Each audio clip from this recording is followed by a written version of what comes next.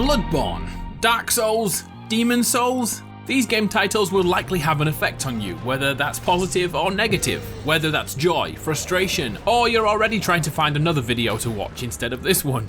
There's something about From Software games that attracts players who like to be challenged, players who want heavy RPG elements, and scares away pretty much everyone else. Well, Sekiro is here to bridge the gap between both mentalities and transforms the Souls games into an action-adventure narrative focus which is both open to new players but holds enough depth to keep the traditional players happy.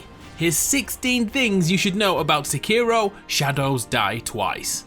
Let's start with the mysterious story in a 16th century war-torn Japan. After a bloodbath of war, we see a young boy scavenging for a way to survive after his family were most likely killed in this great battle. So we already know one thing: they're going down the orphan route, the lone wolf, a great way to get us to instantly care about this character and his story. A battle-hardened warrior takes the orphan under his wing, and 20 or so years go by. He's grown up, and he's become a lovable katana-wielding, death-bringing shinobi, just like his mother likely wanted.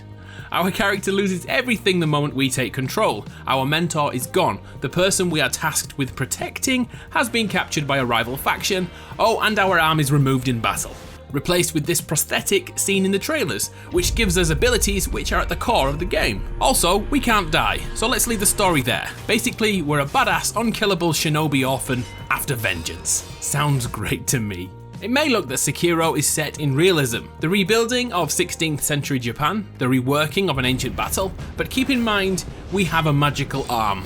We'll be fighting fantastical beasts, oversized humans, and if you've played any of From Software's back catalogue, you know to expect the unexpected. Realism is a starting point, fantasy is the destination. We already know that we can't die, and that's thanks to something called dragon blood, but we'll get to that in a little while. The first thing I really want to talk about is combat. One of the major drawing points to all the famous From Software titles is the combat system. Fluid, responsive, unwavering in detail, and most of all, demanding and devastating. From the untrained eye, it looks like a hack and slashathon like Devil May Cry masters so well, but in this scenario, you'd be wrong. Sekiro values every fight, but won't bog you down in managing stamina. The one-armed wolf can move around with glee. The battles are weighed towards locating weaknesses in your foes and causing their posture, or balance if you prefer, to break for a single moment before ending the battle in a single sword cinematic. If I've made battles seem basic, let me reiterate the complexity. Knowing when to parry, to evade, to jump, to counter, to run away and hide, or battle to the death are all to be mastered, leading up to that death blow moment, which, by the way, can only be completed if your opponent is low on health or their posture is broken. And yeah, you have the same system in place too, so you could die in a single hit if you're not careful. So let's talk about that mythical arm we are given at the start of the game. Our first ability is the grappling hook, designed to get us around the map quickly, and adds a heck of a lot of verticality to the game, which also plays a major part in stealth, but we'll get to that. As you'd expect, the arm has more to offer than a one-trick pony, as items can be found and unlocked during the campaign that can be equipped to our prosthetic by the character named the Sculptor. All the shinobi attachments can be freely changed like a loadout before a mission or even mid-fight on the fly. For example, if enemies have shields, equip the right tool to bust through them instantly. In that respect, knowledge of enemies and more importantly knowledge of your own tools and skills are vital. Inventory management may not be glamorous, but it does have a place in Sekiro. And a note to keep us on our toes, we'll need spirit emblems to use certain tools in our shinobi arsenal. And of course, they can run out, but we'll find them all over the world. Inventory management and resource control. There are definitely elements of the Souls games in here. I touched on stealth, so let's go back to that for a moment. Before Sekiro was announced, I was almost certain Tenchu Stealth Assassins was about to be unveiled. I admit I was a little gutted when it wasn't, but it's here in Sekiro. First, you should know that From Software currently has the rights to the Tenchu series, an awesome game in which we could fight enemies head on, but the real draw of that game was stealthily killing off an entire army one by one with stealth kills. Sekiro has this mechanic and it's a huge part of the game. Originally, they thought about making Sekiro an official Tenchu title, but decided against it to keep their own style intact. The stealth mechanic in Sekiro allows the one-armed wolf to use his grapple hook to survey the area and single out guards and other foes to swoop down, murderize, and return to the rafters unseen. It's such a great inclusion, it almost feels like a separate game, which breaks up the demanding swordplay perfectly. In the back of our minds, we know that if we've been spotted, we're gonna have to fight our way out of this, and with a potential single sword swing ending the fight, it's quite nerve-wracking. So channel your inner Rikimaru and stealth ninja at every opportunity, and here's a kicker. You may hear something said by one of the characters.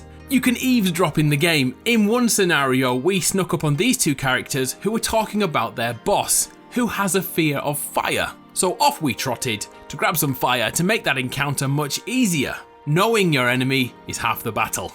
Killing them is the other half, of course. Here's a cool mechanic to know about, memories of the past. It's possible to travel back 3 years in time thanks to a young lord's bell charm, which instantly takes the one-armed wolf to a previous point in the story, at a time when we didn't have this arm prosthetic, which is going to cause some issues, we're told. Completing memories impacts the present day. Maybe if you're getting your ass handed to you, it could be worth travelling back in time to upskill and potentially open up a hidden room for use back in present day. My brain hurts thinking about that, it's like Shinobiception. From Software is renowned for making in-depth RPGs with thousands of ways to complete every task or battle. Not this time. Sekiro has a fixed focus on a single character. We won't be building our own. We won't dictate the abilities in the same way as Bloodborne or Dark Souls. Those that have played the previous From Software titles will know how frustrating it could be to pick up an item which has no bearing on the character you've built. I found that the rush of looting was quickly washed away into a grind for items made for your exact character build. Yeah, I know I'm dumbing this down probably too much, but hopefully that will hit those gamers on the fence. Although challenging, frustrating and demanding Sekiro will be, it won't be so vast that most of the content is locked behind other character builds. We all play as the same wolf, experience his story and upgrade and evolve in a similar way. For die-hard Soulsborne fans that may be discouraging, but the From Software team has added so much to make Sekiro much more than its predecessors. This is a unique beast. So let's talk about upgrades. Although it's not RPG focused, there are some RPG light elements. Sekiro is packed with upgrades. They are broken into 3 sections: combat, Shinobi martial arts, and latent skills. Each of these areas unlocks skills both passively and actively. Early Shinobi skills include a whirlwind sword attack, great for panicking when you're overfaced with enemies, but other skills can unlock counters to enemy thrusts or allow you to carry more of a specific item, such as the sacred spirit emblems, which we'll be looking for throughout the entire game. We gain XP from killing enemies, usually through quickly offing multiple enemies without dying. Filling up our XP bar will give us a skill point, which goes towards new skills in those upgrade paths. We can also exchange collectible items for health upgrades, posture improvements, or even attack power later in the game. These are found in the world or on defeated enemies. Killing some specific enemies in particular can fast track the wolf with certain skills. We can also purchase skills from merchants and other vendors in the world, who will ask for strange items in return. Pro tip, if you see any carp swimming around, grab their scales. Resurrection is another key mechanic in Sekiro Shadows Die Twice, because one thing that will happen often is death. Yeah, hundreds of deaths are expected during a typical playthrough. In previous Souls games, we could find our point of death, tracking down a puddle of blood and grabbing our lost progression. In Sekiro, death will see us instantly lose half of our skill points progression and half of any cash we're carrying, and simply put, everything lost is gone for good. Tough break. But it is possible to uncover the grace of gods to minimise the loss upon death. But dying should feel like a step backwards. But that's where resurrections come in. Should you fall in battle, resurrection will allow the one-armed wolf to pop back up into battle. This is more than a second chance. Timing this right can give an opening to end a boss battle. It can be used to sneak past enemies. It can be used to play dead until the very last second and then quickly grapple to the roof. Ultimately, your death can be used tactically. Here's something to know about death: dragon rot. We'll learn about dragon rot during the game, but what we know right now is that each death we suffer will impact living beings in the world. They will fall ill with dragon rot. Hoping your loved ones will be okay all the way to the end of the game is all well and good, but the first time they cough is a sign that they may be dying soon. And it's all your fault, it's all because of you. This will likely feed into multiple endings in Sekiro, as, if you're like me, We have to save everyone to be the hero this story demands. So I suppose that really should be a standalone point. Multiple endings confirmed. This will not be a one playthrough wonder for anyone invested in narrative. The relationships made throughout the game are impacted on by many things. The aforementioned dragon rot will be pivotal to the game, but director has said all endings are rooted in the story. So it's safe to say there won't be a random ending which makes no sense. Kinda like the dog ending in Silent Hill. As the game is so vast and death can take us all the way back to the starting location, it's important to keep an eye out for these sculptors' idols dotted around the world. These are in fact the fast travel system of Sekiro in addition to old-fashioned checkpoints. Resting here can restore attributes, but it will also heal enemies you've been battling. The idols can also be used to upgrade on the fly, so if you desperately need a health boost before a particularly tricky fight, the idol is your friend. As an ending point, something which won't impact the game hugely, but something I love to see in dynamic video games. AI fighting AI, foes fighting foes. It's possible to witness your enemies going at it without you interfering whatsoever. It's even possible to persuade a foe to follow you, directly leading them into another faction's camp. Honestly, so many hours of fun to be had with this. I wonder if we can get help during a boss fight. I know what I'll be doing day one.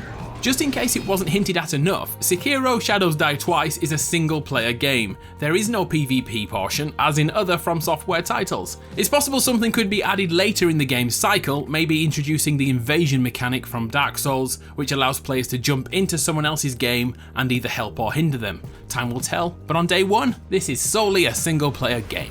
And finally, last few pieces of housekeeping. Sekiro Shadows Die Twice releases on March 22nd worldwide on PS4, Xbox One and Windows PC. There's a collector's edition available right now, which includes the full game, limited edition steelbook, 7 inches of the one-armed wolf in statue form, a map, 3 Sengoku coins, a digital version of the soundtrack, and a gorgeous art book. I can't resist art books. So there we have it, Sekiro Shadows Die Twice. What do you think? Are you going to try it? From what I've seen, Sekiro is closer to the modern God of War game than Dark Souls, which will sound horrible to some people, but brilliant to others. I can't wait to eavesdrop on enemies and find boss weaknesses and have 2 factions fighting each other while I watch from a rooftop with popcorn in hand. I admit I've never finished a Dark Souls game, so I'm hyped for something less demanding with an added focus on narrative and mythical qualities of feudal Japan. I'm truly interested in your opinions here. Throw a comment below or come talk to me on Twitter. I'm Adam Grenade over there. Anyway, I'm Adam from PlayStation Grenade. It's been a pleasure. I'll see you next time.